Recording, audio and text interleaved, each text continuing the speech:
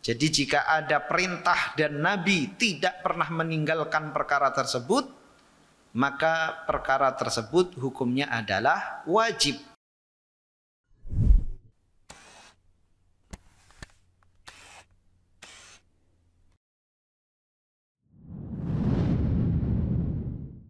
Assalamualaikum warahmatullahi wabarakatuh.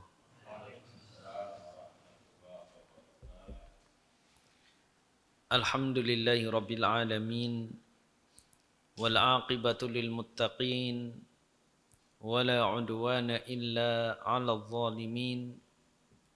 Wa asyhadu an la ilaha illallah, ilahul awwalin wal akhirin, wa qayyumus samawati wal aradhin. Wa asyhadu anna Muhammadan abduhu wa rasuluhu khatimul anbiya'i wal mursalin. Ya ayyuhalladzina amanu ittaqullaha wa qulu qawlan sadida yuslih lakum a'malakum wa yaghfir lakum dhunubakum wa man yuti'illaha wa rasulahu faqad faza fawzan 'azima. Amma ba'd. Kaum muslimin dan muslimat rahimani wa rahimakumullah, kembali kita melanjutkan kajian kita dalam kitab Sahih Fiqhus Sunnah. Pembahasan kita masih pada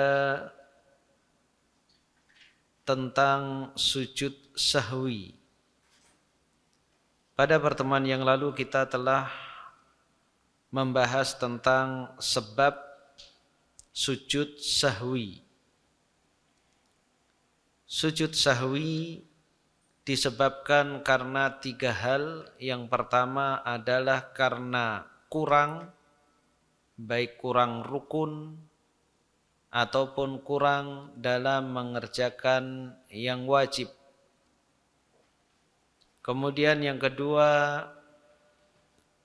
karena kelebihan, baik kelebihan dalam melakukan yang wajib maupun yang rukun.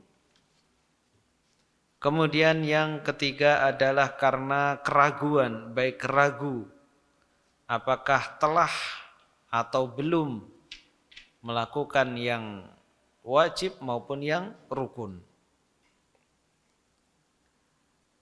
Kemudian untuk keraguan ini ada yang perlu digarisbawahi.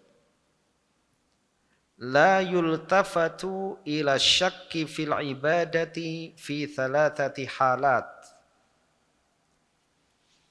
Tidak dilihat kepada keraguan dalam ibadah pada tiga keadaan. Artinya keraguan tersebut tidak dijadikan pertimbangan. Yang pertama, idza kana mujarradu wahmin la haqiqata lahu kal waswas. Jika itu hanya sekedar wahm, praduga yang tidak ada hakikatnya sama sekali, seperti was-was. Jadi beda dengan orang yang ragu. Orang ini memang terus-terusan tertimpa was-was. Dia hanya ditimpa praduga, jangan-jangan saya kurang melakukannya. Berbeda dengan orang yang ragu, memang dia ragu. Ini hanya sekedar dia ada keyakinan bahwa yang ia lakukan telah sempurna. Tapi ada was-was, jangan-jangan kurang. Padahal dia tahu, dia telah mengerjakan 4 rakaat secara sempurna. hanya terlintas, jangan-jangan kurang. Atau dalam perkara yang wajib, jangan-jangan tadi saya belum tasyahud awal. Maka yang seperti ini tidak dianggap. Karena memang ini adalah permainan syaitan, mempermainkan manusia agar tidak khusyuk di dalam ibadah. Kalau yang seperti ini, yang semisal ini selalu diperhatikan, maka akan meningkat menjadi keraguan. Maka tinggalkan yang seperti itu. Seorang senantiasa di benaknya was-was, sudah selesai wudhu sempurna, dia mengatakan jangan-jangan tadi belum wudhu. Dan itu benar-benar terjadi. Ada seorang bertanya kepada Ibnul Jauzi, aku melakukan wudhu di pantai hingga badanku basah, pakaiannya sudah basah. Kemudian terbesit di hatiku, apakah aku telah berwudu apa belum? Apakah wuduku sah? Ibnu Jauzi mengatakan engkau tidak wajib wudu karena akalmu telah hilang. Ya, orang yang sudah basah, ya, dengan air yang melimpah masih juga ragu, ini tentunya akalnya dipertanyakan. Barangkali dia hilang akalnya, barangkali dia sudah pikun. Bekas air wudhu belum hilang, masih basah, bahkan itu menimpai badannya, masih juga was-was. Maka jangan dituruti was-was itu. Yang kedua, idza kathura ma'asy-syakhsi bihaitsu la yaf'alu ibadatan illa hasala lahu fiha syak.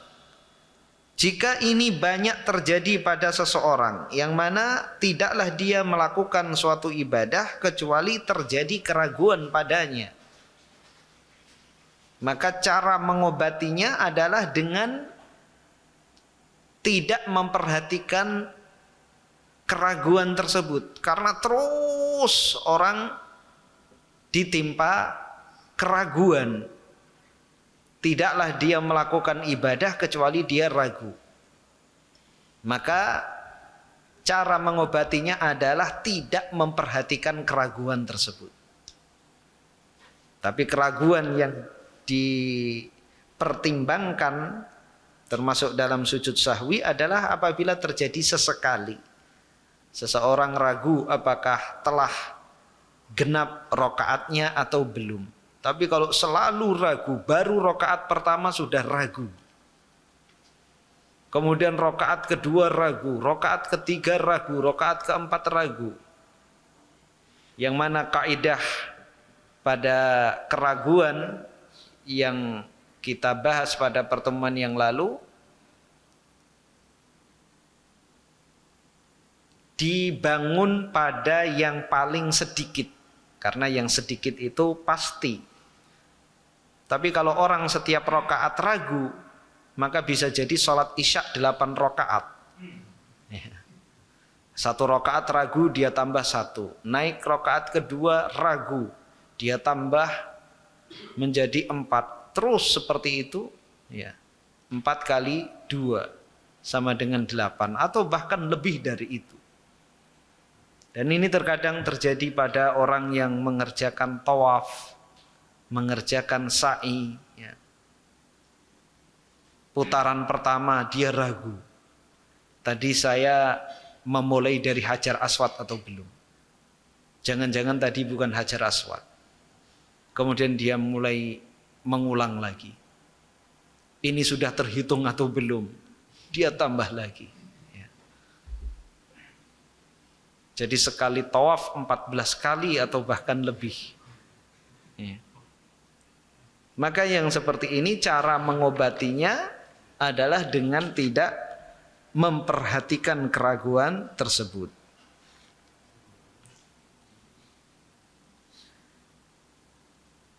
Yang ketiga, idza kana syakku ba'dal faraghi minal ibadati fala yultafatu ilaihi ma lam yatayaqqan. Fayamalu bima tayaqqan. Apabila keraguan itu terjadi setelah selesai dari ibadah, baik sholat maupun yang lainnya, maka tidak perlu memikirkan lagi. Sudah salam selesai, bahkan sudah aktivitas di luar, sudah makan di warung selesai, pulang ke rumah, mau tidur ragu, tadi sholatnya genap atau belum. Maka yang seperti ini tidak perlu diperhatikan kecuali dengan sesuatu yang yakin. Ada orang memperhatikan sholat dia kurang, bahkan yang menyaksikan banyak orang. Ada 3 orang menyaksikan sholatnya kurang. Kemudian mengingatkannya, Bapak tadi sholatnya kurang. Dan yang meyakinkan dia banyak orang. Maka yang seperti ini baru dijadikan pertimbangan hukum. Karena bisa jadi seorang itu lupa, ya, benar-benar lupa. Tapi kalau sudah selesai kemudian ragu, maka tidak usah diperhatikan. Kemudian berikutnya hukmu sujudus sahwi, hukmu sujudis sahwi, hukum sujud sahwi. Li ahli ilmi fi hukmi sujudis sahwi fi sholati 'inda wujudi sababihi qaulan. Para ulama memiliki 2 pendapat pada sujud sahwi di saat sholat, ketika ada sebab sujud sahwi, baik itu karena kurang, lebih, atau ragu. Al-awwal annahu wajib wa huwa madhabul hanafiyati wa qaulun 'indal malikiyati wal mu'tamadu 'indal hanabilati wadh dhahiriyati wa ikhtarahu Syekhul Islam wa hujjatuhum. Yang pertama bahwasanya sujud sahwi itu adalah wajib, dan ini adalah pendapat madhab Hanafi dan satu pendapat dari madhab Maliki dan madhab yang mu'tamad, yang terpercaya pada madhab Hambali. Artinya apa kalimat ini? Qaulun 'indal malikiyah, ada yang berpendapat seperti itu dalam kalangan Malikiyah, namun mayoritas ulama Maliki menganggap tidak wajib. Adapun mu'tamad 'indal Hanabilah, arti mu'tamad yang terpercaya, artinya tidak semua dalam madhab Hambali mengatakan wajib, meskipun mayoritas dan yang terkenal dalam madhab Hambali adalah wajib. Namun ada yang menyelisihi dalam satu madhab, dari dalam intern madhab tersebut, ulama-ulamanya tidak sepakat.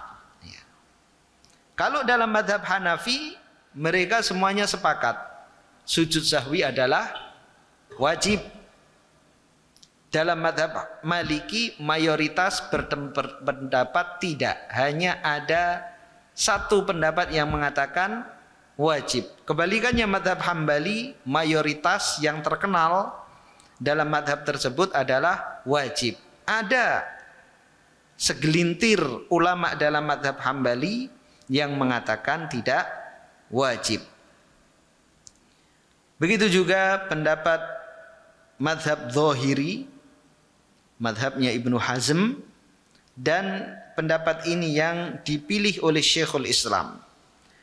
Dan hujjah pendapat yang mewajibkan ini dengan alasan yang pertama, amrun Nabi sallallahu alaihi wasallam bihi fil ahaditsil mutaqaddimati wa fi ba'dihha limujarradis syak. Perintah Nabi sallallahu alaihi wasallam pada hadis-hadis yang telah lalu, dan pada sebagian hadis-hadis tersebut Nabi sallallahu alaihi wasallam memerintahkan walaupun penyebabnya itu adalah keraguan.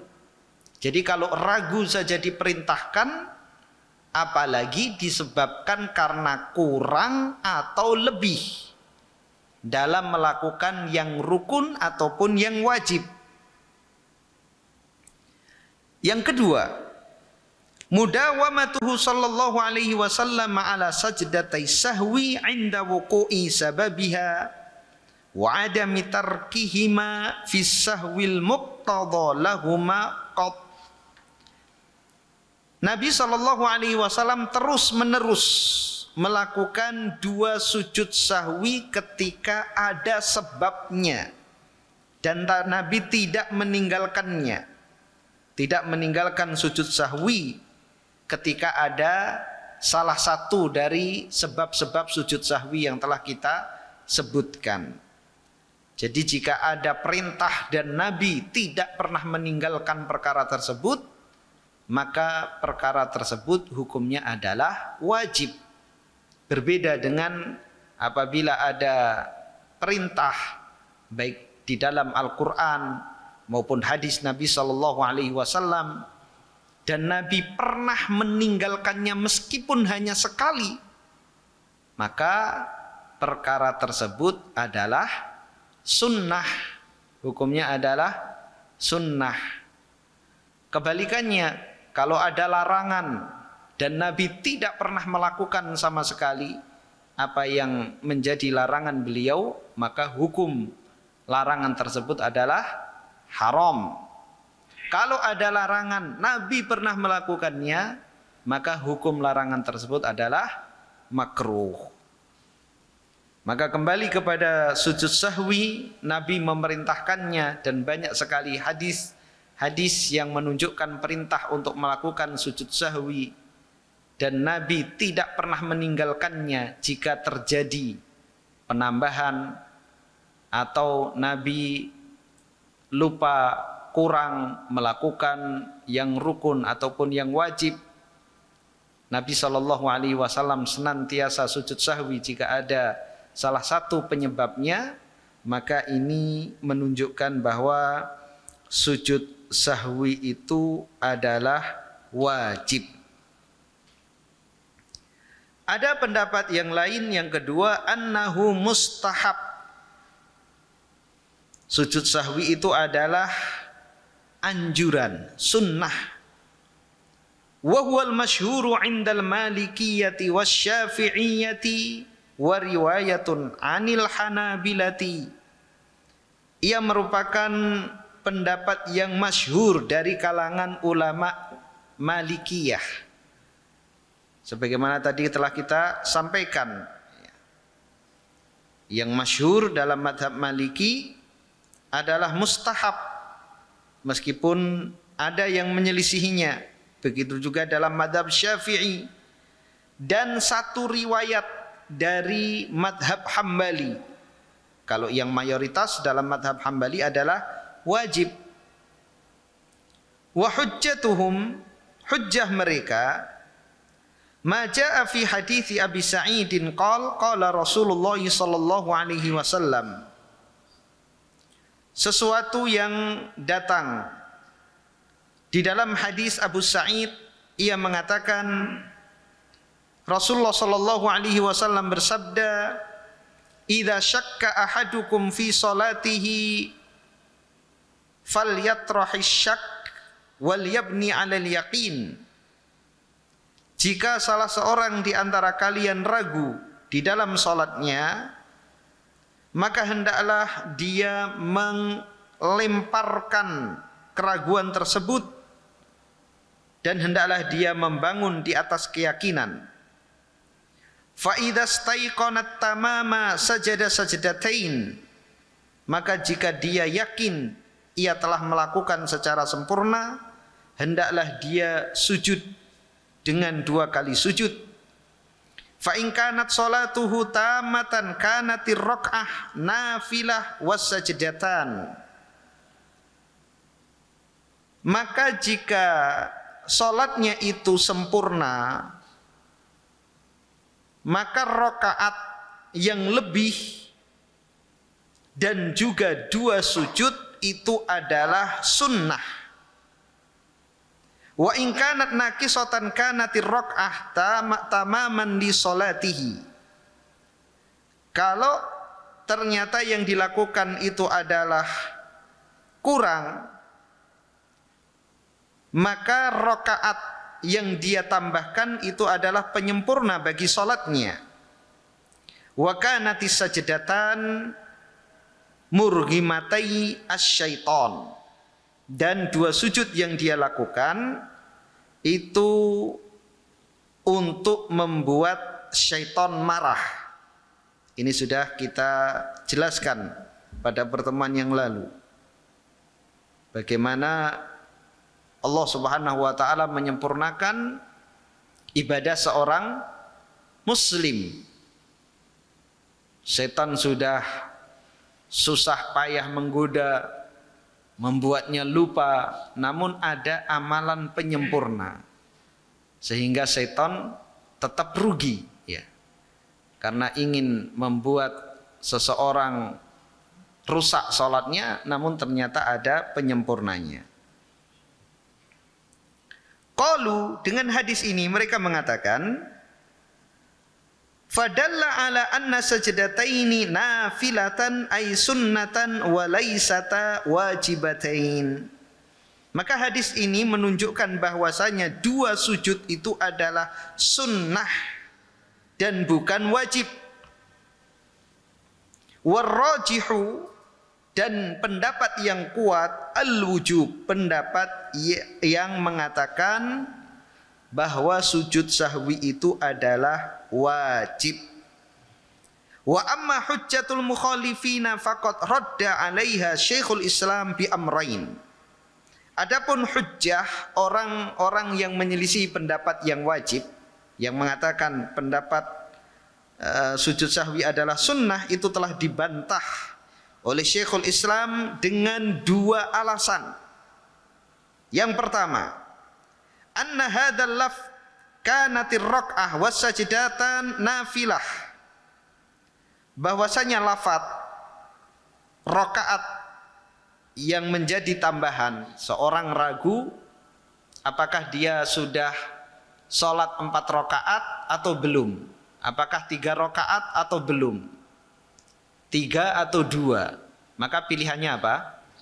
2. Maka yang ketiga itu kalau dia ternyata kurang, maka yang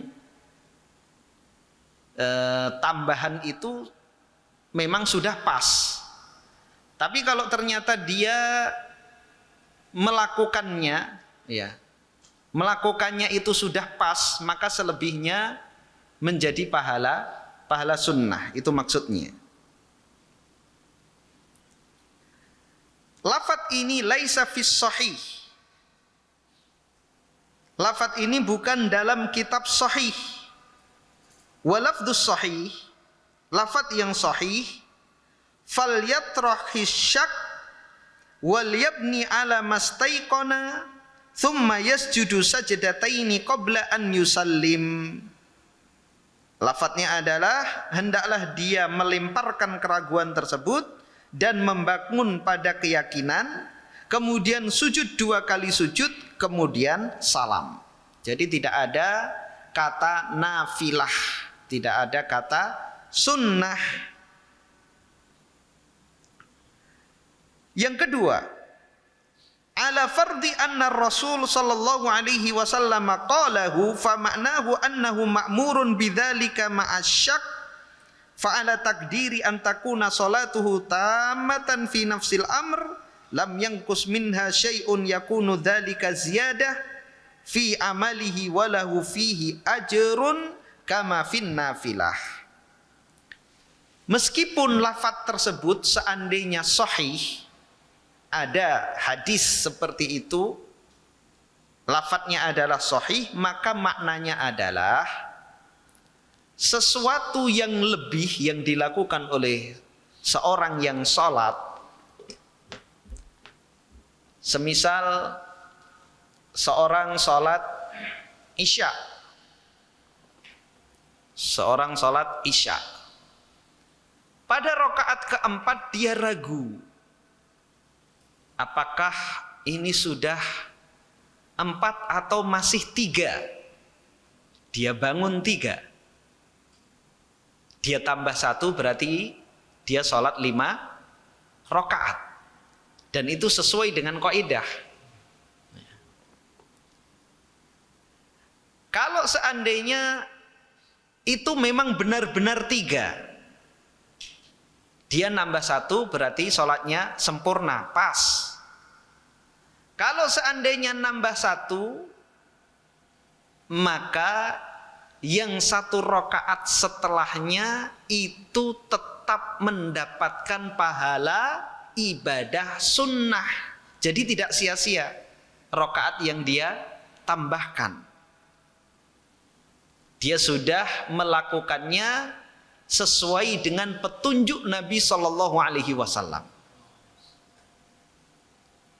Begitu pula sujud sahwi yang dia lakukan itu tidak sia-sia. Jadi bukan hanya menambal apa yang kurang atau yang keliru yang dia lakukan, tapi juga dia mendapatkan pahala ibadah sunnah.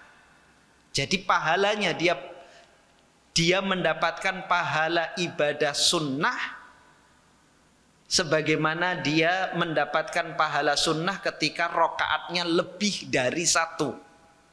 Jadi bukan hukumnya yang sunnah, tapi dia mendapatkan ibadah pahala sunnah. Jadi Nabi Shallallahu Alaihi Wasallam, jika hadis itu benar, maknanya yang didapat oleh orang yang melakukannya, orang yang menambah 1 rakaat dan orang yang menambah sujud sahwi. Jadi itu Nabi Shallallahu Alaihi Wasallam menunjukkan keutamaannya, dan itu membuat setan jengkel, setan marah. Jadi bukan rusak ibadahnya, justru mendapatkan tambahan pahala. Itu kalau lafaz tersebut adalah sahih. Jadi dari sisi manapun tidak bisa dipahami bahwa sujud sahwi itu hukumnya adalah sunnah. Yang benar sujud sahwi adalah hukumnya wajib. Karena Nabi memerintahkan, Nabi tidak pernah meninggalkannya. Adapun lafaz pada hadis ini, kalaupun benar lafaznya seperti itu, maka tidak bisa dipahami bahwa hukumnya sunnah.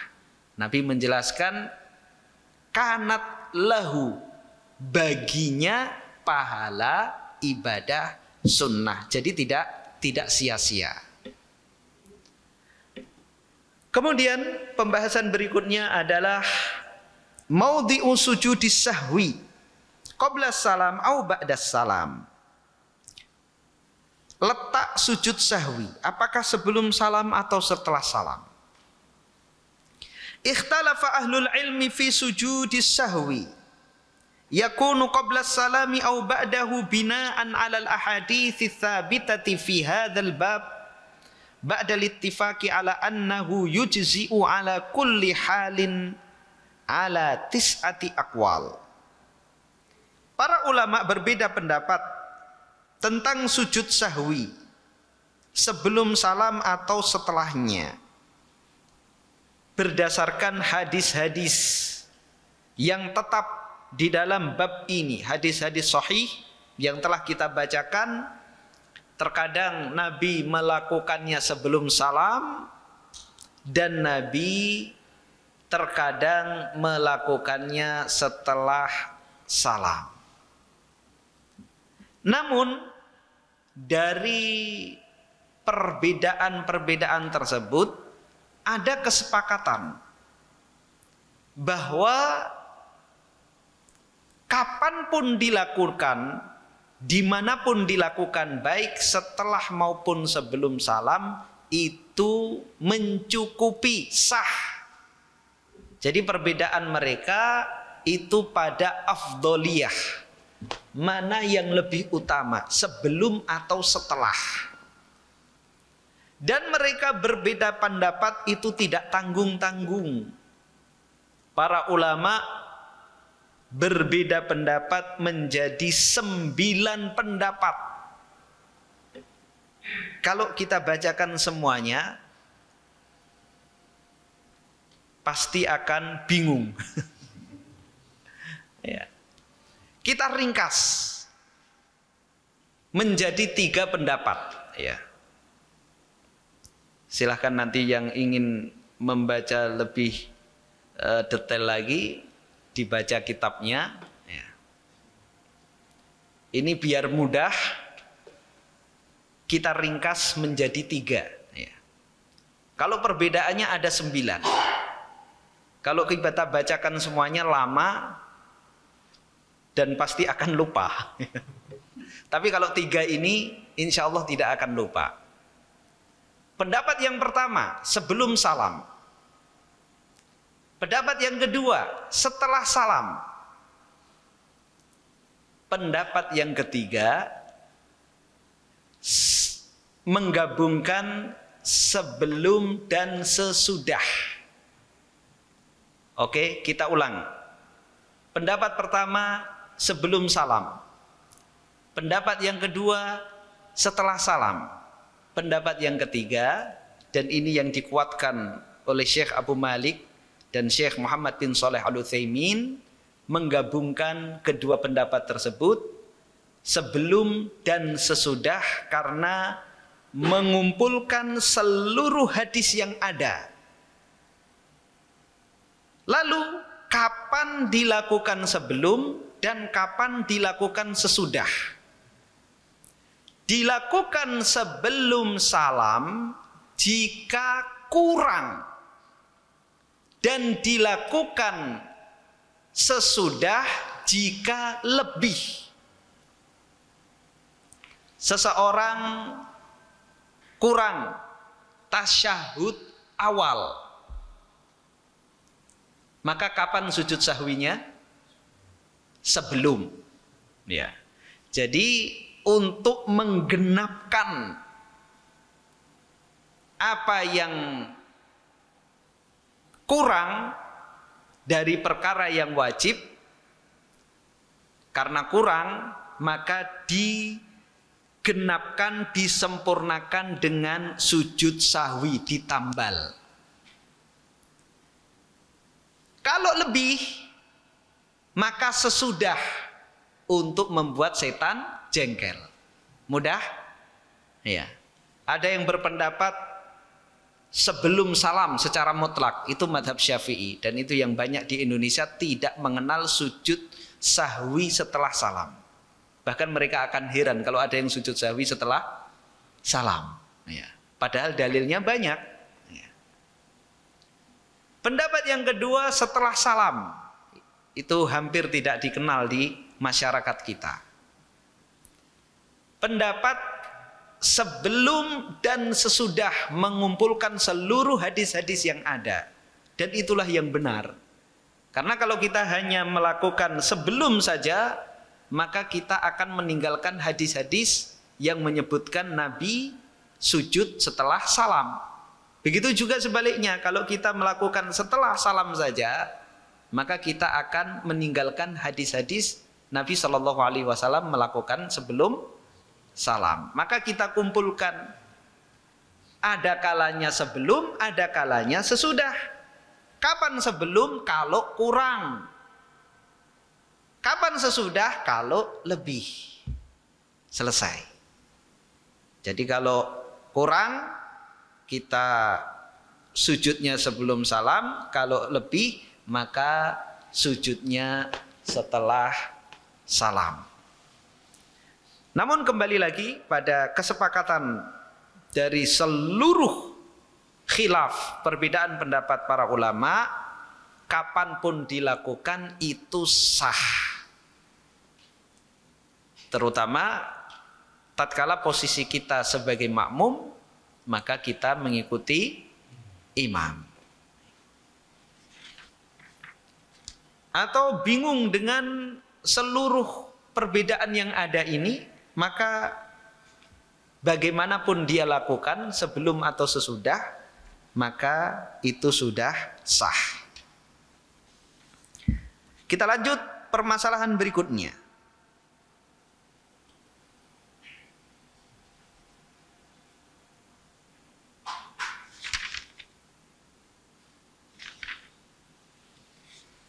Idza saha an sujudis sahwi wa hasala faslun aw naqdun lil wudu. Jika lupa sujud sahwi dan ada jeda atau batal wudu, fahal yabni ala salatihi wa yasjudu lis sahwi? Apakah dia mengulang sholatnya dan sujud sahwi?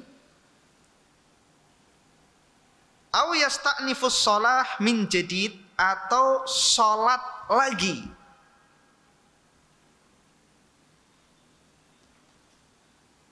Amma idza waqa'a faslun tawil ma lam yantaqid al-wudu falil ulama'i fihi qaulan.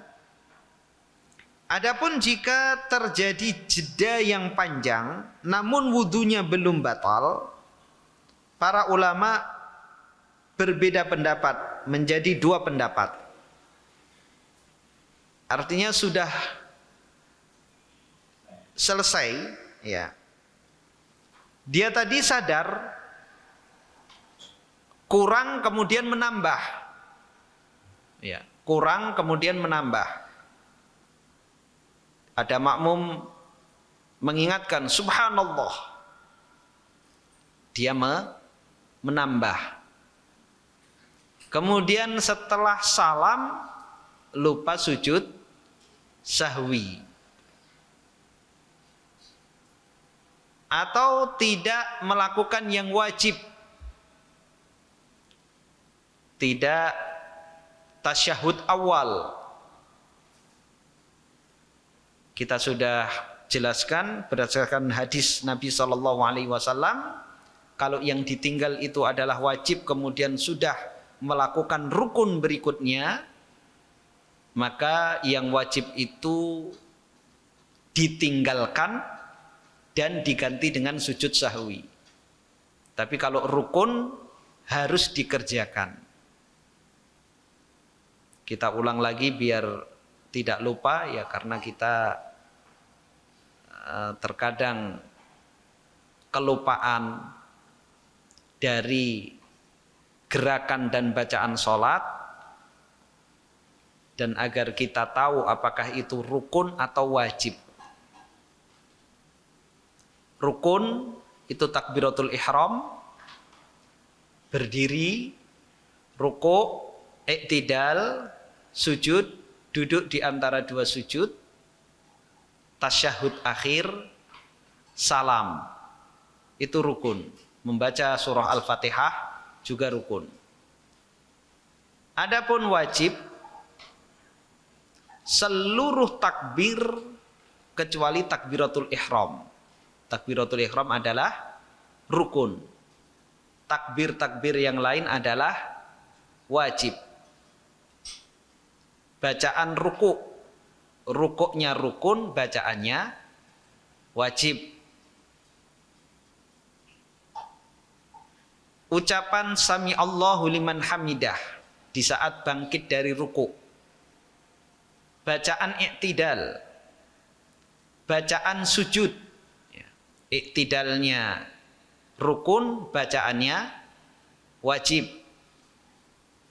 Sujudnya rukun, bacaan sujud wajib. Bacaan sujud di antara dua sujud, duduk di antara dua sujud rukun, bacaannya wajib. Tasyahud awal, baik duduk tasyahud maupun bacaannya adalah wajib.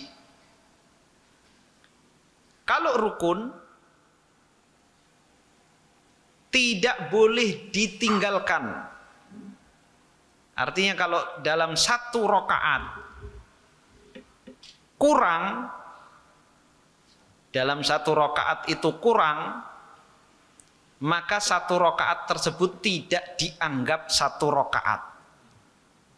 Dia harus menambah satu rakaat lagi dan berkewajiban untuk sujud sahwi. Ya. Seorang habis membaca surah Al-Fatihah dan surah Allahu Akbar langsung sujud. Kemudian dia tidak sadar, ya, bisa saja terjadi, ya. Karena mungkin terlalu memikirkan pekerjaan atau dikejar-kejar penagih hutang, sehingga langsung sujud saja. Sujud, duduk di antara dua sujud, sujud lagi, bangkit. Ada berapa rukun yang dia tinggalkan? Rukuk dan i'tidal. Dia tidak lakukan. Maka rakaat tersebut tidak dianggap. Artinya dia harus melakukan lagi yang komplit dengan rukuk, i'tidal, sujud dan duduk di antara dua sujud. Berbeda dengan wajib. Ya. Semisal tasyahud awal, seorang dari sujud rakaat kedua langsung bangkit. Langsung bangkit. Hadis Nabi Shallallahu Alaihi Wasallam, kalau sudah berdiri tegak, tulang-tulang sulbi setelah menempati tempatnya, maka haram dia untuk turun. Karena rukun itu lebih kuat dari yang wajib. Namun apabila belum sempurna, ya, belum sempurna berdiri, maka dia turun untuk melakukan tasyahud awal. Kalau dia sudah sempurna berdiri dan dia meninggalkan yang wajib tersebut, maka disempurnakan dengan sujud sahwi sebelum salam. Kita kasih contoh kasus lagi, ya,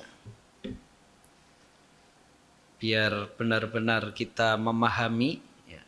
Karena bisa saja terjadi pada diri kita. Lupa bacaan sujud, ya. Lupa bacaan sujud. Apa hukum bacaan sujud? Wajib, ya. Ketika dia sujud melamun, tiba-tiba langsung bangkit dengan sendirinya, refleks. Allahu Akbar, sujud sudah sempurna. Gerakan sujudnya sudah sempurna, menempel semua, dahi, hidung, kedua telapak tangan, kedua lutut, jari-jari kaki, semuanya sudah menempel. Tapi nggak membaca apa-apa, refleks langsung bangkit. Allahu Akbar. Ya. Kalau belum sempurna, maka dia balik untuk membaca bacaan sujud. Ingat, oh belum baca ini, balik lagi, kembali lagi. Tapi kalau sudah berdiri tegak baru ingat, tadi nggak baca apa-apa, cuman mikirin utang. Atau bukan melamun, tapi terlalu terburu-buru untuk berdoa. Ya.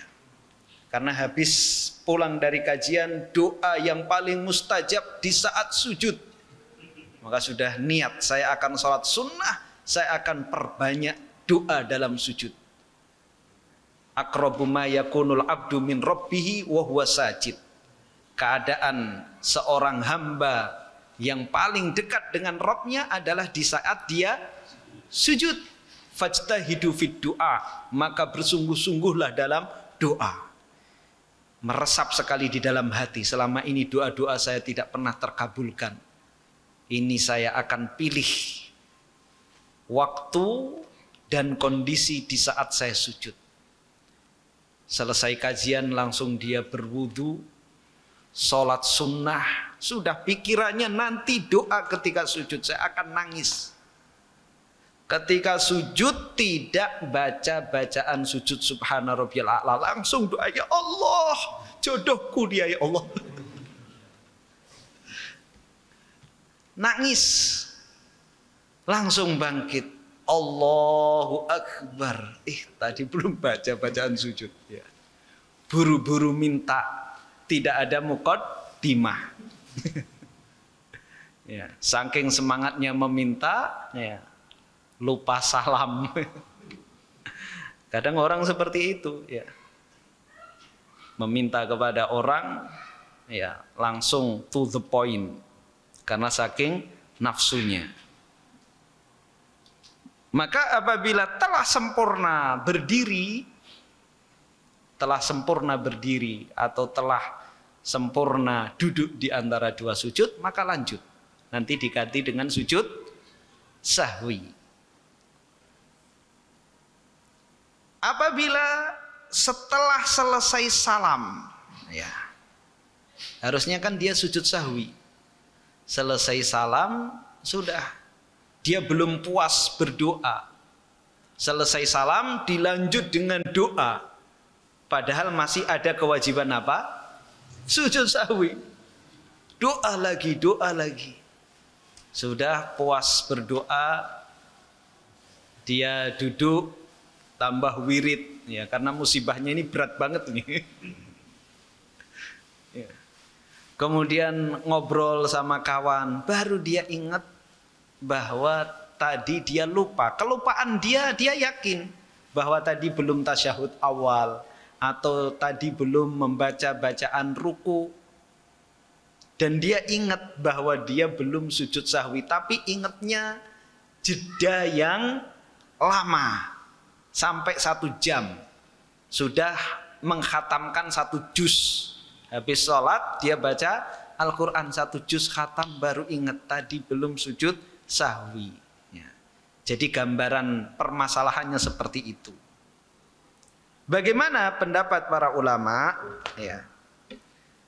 Apakah mengulang sholatnya, artinya sholat tersebut tidak dianggap, atau cukup dengan sholat yang tadi hanya menambahi sujud sahwi saja?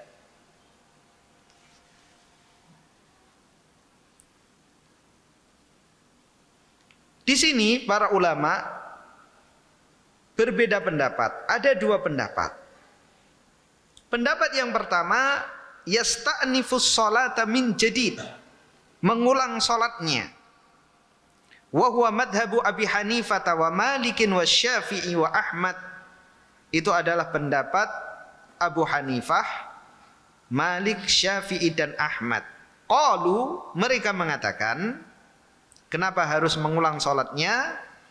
Li'annaha sholatun wahidatun falam yajuz bina'u ba'diha ala ba'din ma'atulil fasl kama lawing taqadha wudu'uhu. Karena itu merupakan sholat yang satu, artinya satu kesatuan.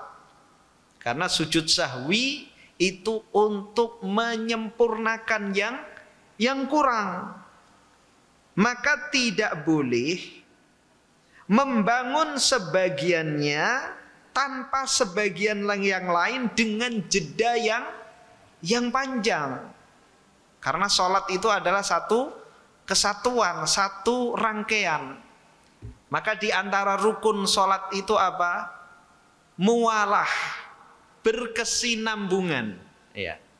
Berkesinambungan, tidak boleh ada jeda. Ya. Rukun sholat ada muwalah, rukun wudhu ada muwalah.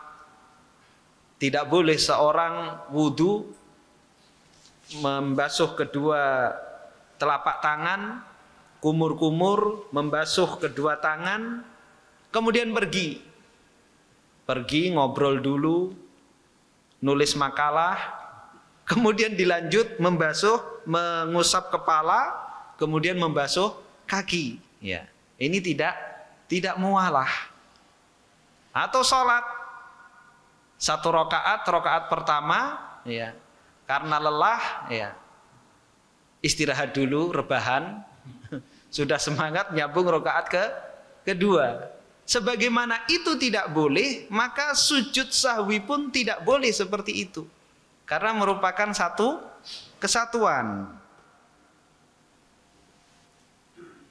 Kama lawing taqadha wudu'uhu, sebagaimana apabila dia batal wudunya, dia harus mengulang dari awal.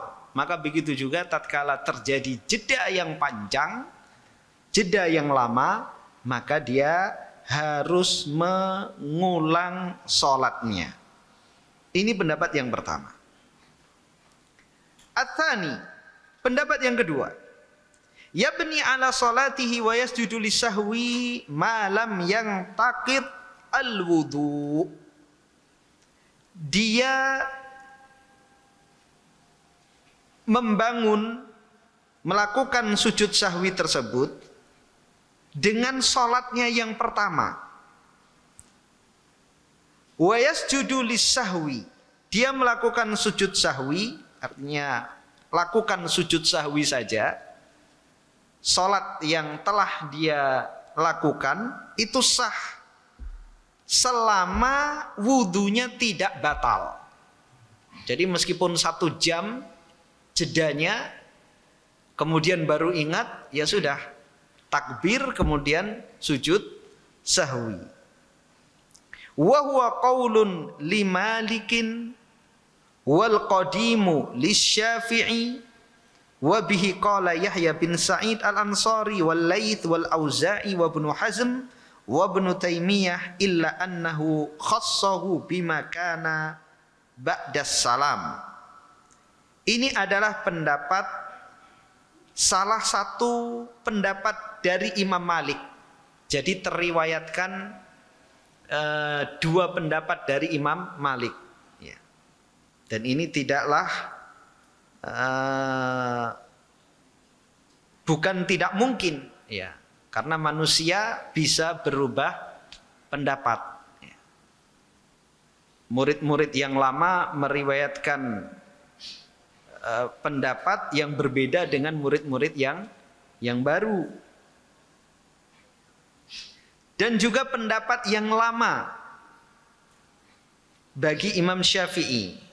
Jadi Imam Syafi'i pun memiliki 2 pendapat. Ada qaul qadim, ada qaul jadid. Pendapat yang lama dan pendapat yang baru. Itu juga merupakan pendapat Yahya bin Sa'id al-Ansari, Laits al-Auza'i, dan Ibnu Hazm. Juga merupakan pendapat Ibnu Taimiyah, hanya saja Ibnu Taimiyah mengkhususkan apabila sujud sahwinya setelah salam.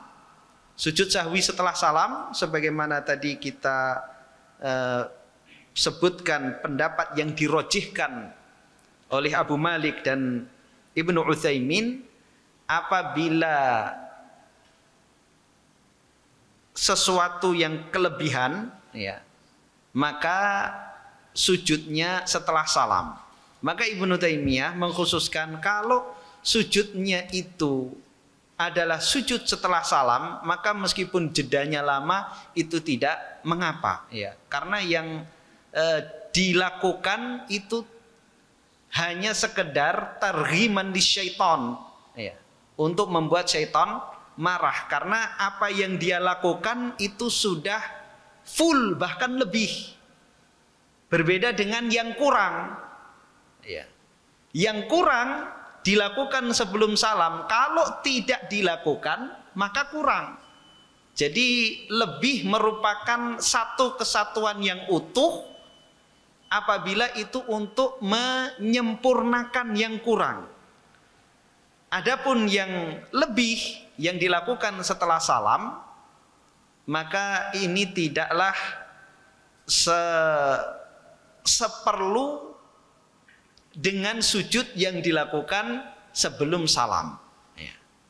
Jadi lebih dibutuhkan untuk segera ditambal itu adalah sujud yang sebelum salam. Karena kalau tidak dilakukan berarti masih ada yang kurang yang belum dia lakukan. Adapun apabila setelah salam yang dia lakukan itu sudah penuh bahkan sudah lebih. Mana kedua pendapat ini yang kuat ya? Secara dalil ya, kata Abu Malik ya, sah ya, artinya sholatnya itu tidak perlu diulang. Namun untuk kehati-hatian maka diulang sholatnya. Ini jalan keluar yang diberikan oleh Abu Malik. Kalau secara dalil itu sangat kuat. Karena Nabi SAW pada hadis yang telah lalu disebutkan Nabi sudah duduk. Kemudian berbicara dengan Dzul Yadain.